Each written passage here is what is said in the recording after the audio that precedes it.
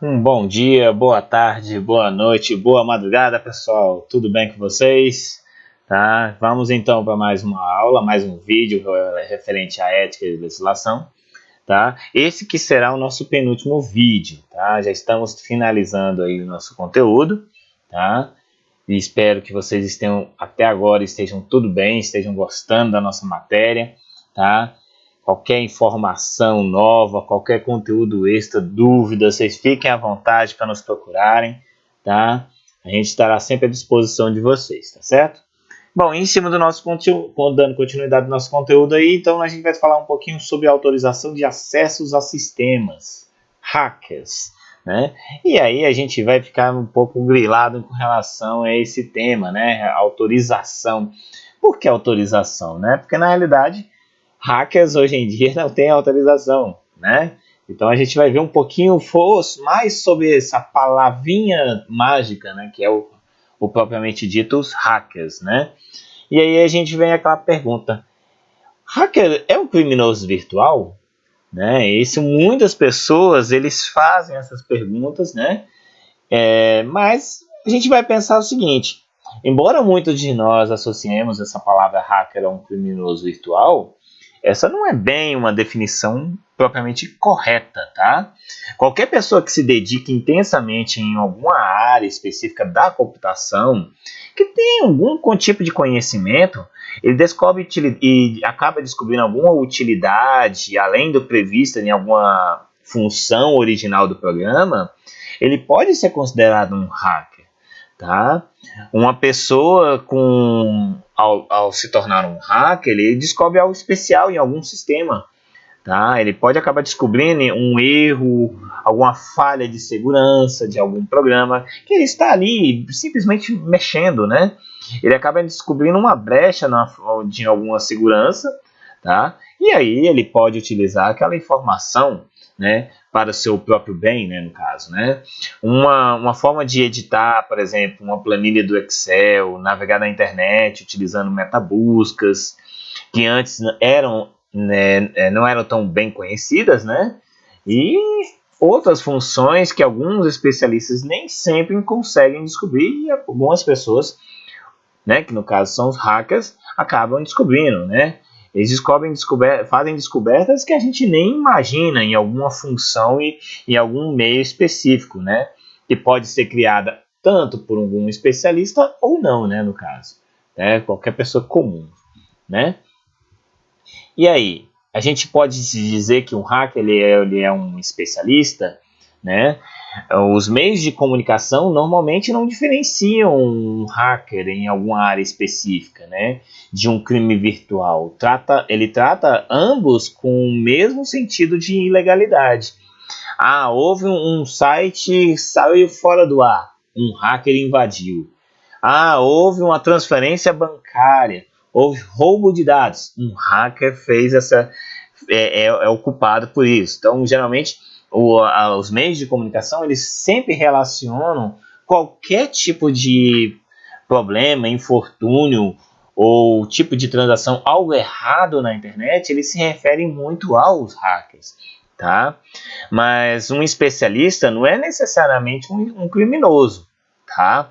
Por exemplo, alguma pessoa com experiência em programação fora do comum pode tanto criar um programa comercial com um alto valor, né, no caso, né, como também descobrir uma brecha de segurança em outros programas construídos com ela, né, com o próprio programa que ele desenvolveu ou não, né, sendo mais importante a pessoa, o hacker em si, ele ser uma pessoa índole, né, que no caso utilize apenas a sua habilidade técnica, né, de informação, tá? Então assim, aí a gente vem aí e faz uma outra grande pergunta, né? Qualquer pessoa pode se tornar um hacker? Qualquer pessoa pode ser um hacker? Né? A gente vê esse sentido de uma maneira um pouco mais ampla. Né? Uma pessoa com conhecimento avançado em áreas fora da informática, eles acabam também sendo consideradas como hackers. Né? Então, se você parar para pensar, por exemplo, engenheiros, marceneiros, mecânicos, cozinheiros podem descobrir maneiras fora do comum de realizar alguma coisa e também podem ser considerados hackers, né? Isso se for de uma forma um pouco mais abrangente, como a gente está querendo dizer aqui, né, no caso, né? Então, muitas vezes a gente associa qualquer roubo de informação, uma alteração, um desenvolvimento novo, né, usada de maneira errada ao hacker. Por exemplo, vamos observar essa imagem, né? Lá no fundo você tem ali 4 palavrinhas, né, e restante de números sendo trabalhados por uma imagem, por uma pessoa. Você vê spam, e-mail, né, que estão muito interligados, né, no caso mensagens falsas que acabam chegando no seu e-mail, usuários e password, senhas, né, as nossas senhas de proteção, que acabam sendo utilizadas por outras pessoas. Um hacker uma pessoa, quando ele está querendo invadir algum sistema, e ele acaba utilizando um password, uma senha de alguém, né, e começa a quebrar, desvendar determinadas brechas dentro de um determinado programa, ou muitas vezes não. O próprio hacker ele gosta de se desafiar, tá? Ele faz aquilo para poder ter um desafio para ele. Então, por exemplo, ele invade um sistema, tem várias senhas, né, para poder acessar esse sistema, ele tenta ali descobrindo, ele vai tentando fazendo utilização de outros meios para poder tentar descobrir e invadir aquele sistema quebrando essas senhas, tá? Isso é muito comum também para esses tipos de funções, né? Então você pode passar assim, parar e pensar para essa imagem, por exemplo, né? O que a pessoa está tentando invadir aí? Ele está tentando descobrir o e-mail, que é o ID de identificação, e a senha para poder acessar um determinado sistema. Tá? Então, por exemplo, em relação a hackers, a gente pode relacionar muitos casos em relação a vazamento de informações. Por exemplo, do site Wikileaks, né, sobre informações do governo, né, dos Estados Unidos, da Rússia, tá? Atividades do grupo Anonymous, né, que acontece bastante, né, aquelas máscaras, né, como invasões de sistemas alheios. Então, assim, a gente pode parar e pensar assim, mas será que isso se torna realmente criminoso? Então depende daquilo que está sendo utilizado. Em ambos os casos, os grupos utilizaram suas habilidades de computadores para poder divulgar informações importantes para o mundo. Vai que a gente não sabia nada de informações, um determinado site está aí divulgando informações nossas, foram roubados dados do Facebook, a gente não iria saber. Tá? Então esses grupos eles acabam descobrindo essas formas, né, de trabalhar e divulgar essa informação para o público. O problema é que muitas vezes os grandes políticos, né, as grandes empresas não tratam isso como uma maneira correta, né? E outra pergunta que a gente pode acabar se fazendo é: um hacker ele pode ser ético, né? Será?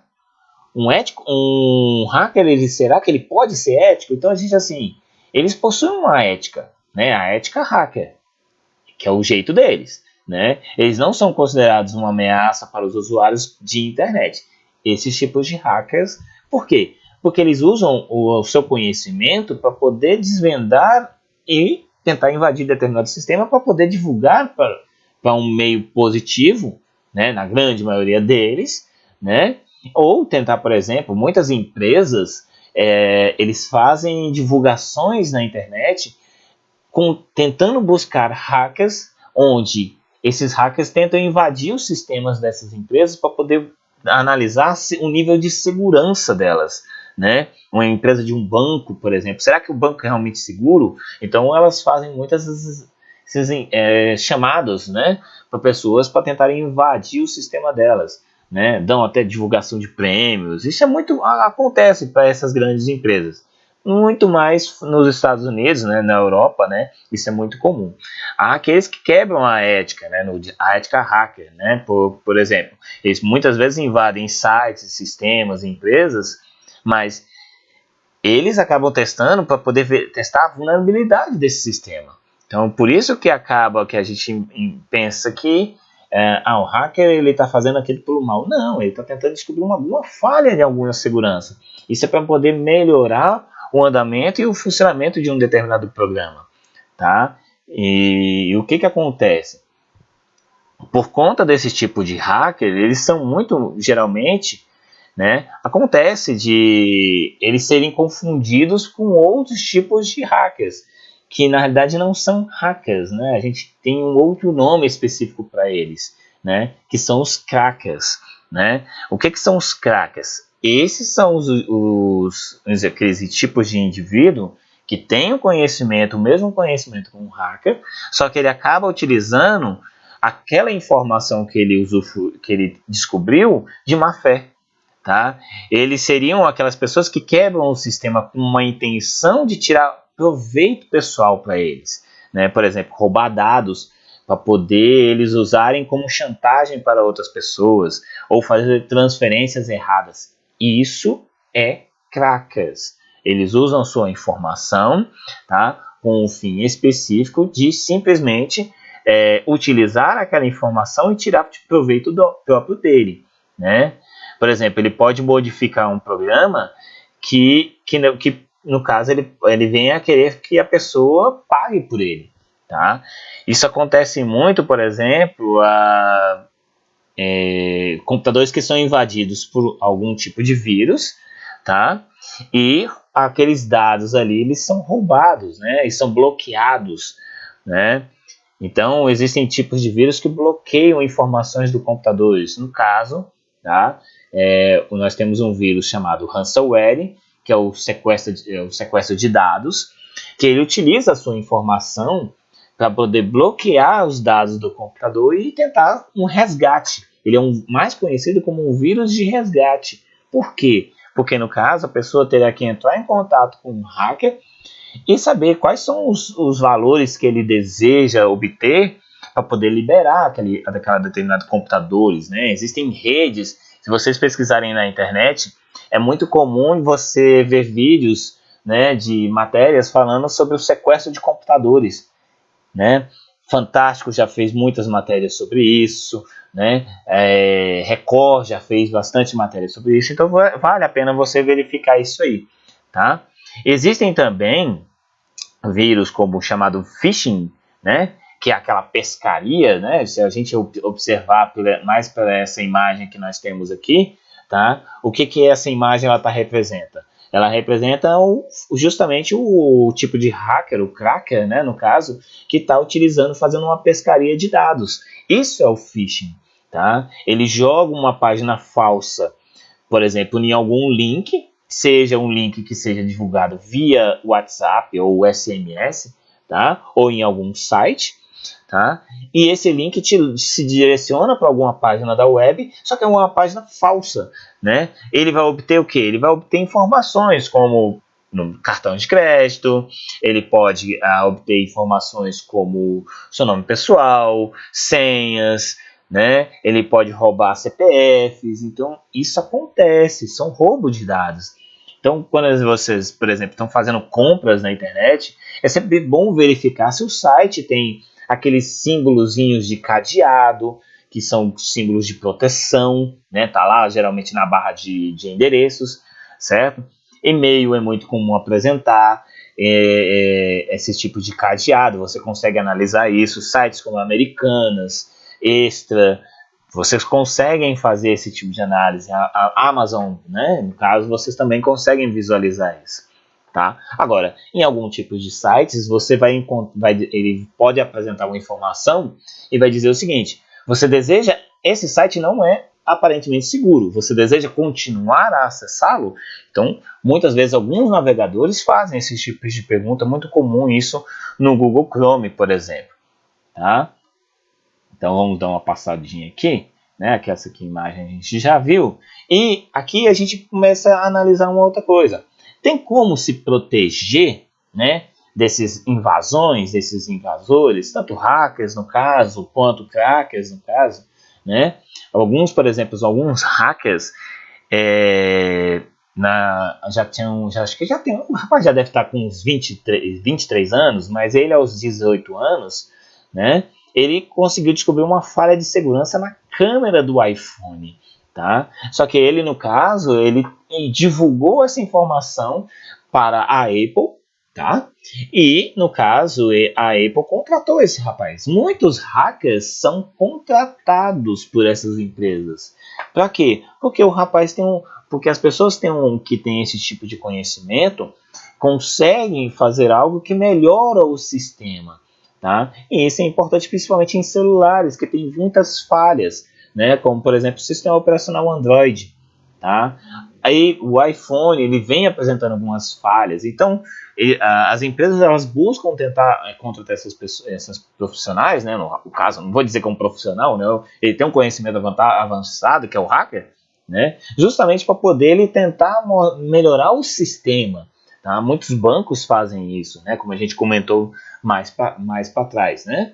Então, por exemplo, como é que a gente pode se proteger dessas invasões, desses vírus que vêm, por exemplo, ransomware ou próprios phishing, né, que chegam no seu celular, chegam via WhatsApp ou mensagens. Então, como é que a gente faz isso? Então, tem aqui, ó, bloqueio de tela do seu celular. Por que eu estou colocando esse ponto, essa primeira linha? Porque imagina seu celular, você perdeu o seu celular ou você é roubado, tá? Seu celular não tem nenhum tipo de tela de bloqueio, né? E quando você apenas toca na tela, ela já simplesmente abre, né? Uma pessoa de má fé pode utilizar aquilo ali para poder acessar algum tipo de informação do seu celular, que muitas pessoas gostam de deixar senhas registradas automáticas, né? Em alguns aplicativos, então ele acaba usufruindo daquela informação antes de, por exemplo, ele simplesmente vender ou apagar todos aqueles dados, tá? Então, outra sugestão, realizar backup de seus arquivos. Se você tem, por exemplo, um sistema de nuvem implantado no seu celular, principalmente Google Fotos, ou Google Drive, ou OneDrive, tá? É sempre interessante deixar essas cópias automáticas. Por quê? Porque automaticamente, se acontecer alguma coisa com o seu celular, roubo, perda, né, danificou, você tem a informação ali guardada na nuvem e você pode usufruir em outro local, tá? Muito comum o WhatsApp. O WhatsApp faz esses tipos de backups, só que ele faz esse backup em períodos da noite, madrugada, né? E muitas pessoas têm o costume de desligar o seu celular, tá? E isso você tem que evitar. Você tem que manter ligado, mesmo que seja no silencioso ali, para poder o sistema fazer o backup automático pelo menos uma vez por dia, tá? Esses backups acontecem justamente para poder te dar proteção de não perder os seus dados. Criptografe seus dados. Existem a função criptografar no próprio aplicativos, né? E se permitem esse tipo de proteção dos seus dados, né? Utilize o antivírus atualizado. Sempre tem bom ter um antivírus no seu celular, no seu computador, pessoal. Avast, Avira, Norton, tá? Kaspersky. Então, são antivírus que dão proteção melhor para seus aparelhos, né? Em si. Né? Não usar rede Wi-Fi pública, isso é muito comum as pessoas fazerem isso, porque são redes abertas.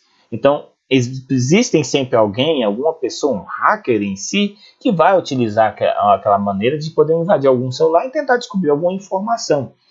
Aí, se você vier, vamos supor, ele não é um hacker que só está testando seu conhecimento, ele é um cracker que está roubando aquela informação e usufruindo para ele, aí é um problema mais sério. Né? Atualizar suas senhas. Eu sempre bato na mesma tecla. Por favor, atualize sua senha. Não fique deixando essa senha 1, 2, 3, 4, 5, 6, porque são muito fáceis. Ah, é de 1 a 10, é de 10 a 1. Gente, não importa. Você tem que fazer misturas, trocas dessas senhas. Letras maiúsculas, minúsculas, números, caracteres especiais. Isso é sempre uma proteção a mais que você dá ao seu aparelho, ao seu dispositivo, tá? Ao seu computador, seu e-mail, tá certo? Tem alguns aplicativos que fazem essas trocas a cada 2 meses, alguns sites fazem a troca a cada 6 meses, é comum, tá? Mas, por exemplo, você que tem a oportunidade de ter pela própria imagem, né? O seu celular ele tem identificação digital, ele tem identificação pela íris, ative todas essas identificações. Coloque a senha, né, no caso, uma de letras, você dificulta. Isso é uma proteção maior para vocês também, tá? Fica como última dica, tá?